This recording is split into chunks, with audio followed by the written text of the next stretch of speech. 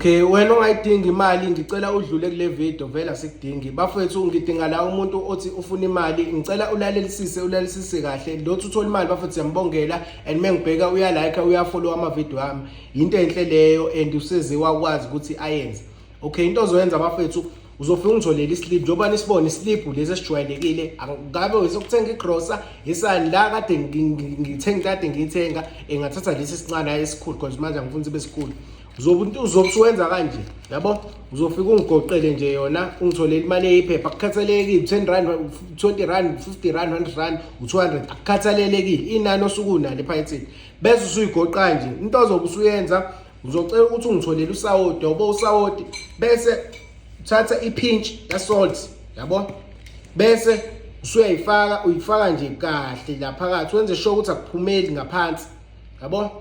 into ozobe usuyenza ke emva kwalapho uzongitholela isitsha lesi uzobe usulifaka i-rice elincane bafethu ivideo phela ngicela ukuyifaka ku YouTube wena uma ufuna ukubuya ivideo phela ngihambe ngisearch ukuthi kwanele mphethe uzobe usufika ku YouTube uzoyithola ivideo ekhona ngiphendula okay into ozobe okay nina seni YouTube into ozobe usuyenza ke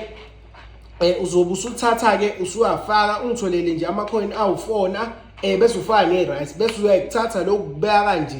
bese emva lapho usuyakuthatha usukufaka ngaphansi kombhede ungibekela indwangu emhlophe ngaphezulu uyimboze bese ungilindela u15 days ngiyacela bafethu ukuthi usubscribe ulike enye video ngisazoyidedela ngiqhubeka ngichaza so uma ungasubscribe ungalike angeke uphinde ungibone mhlawumbe ugcina nokuqala ungibone so ngiyacela ukuthi wenze sure ukuthi uyasubscribe uqiniselekise lokho ngiyabonga.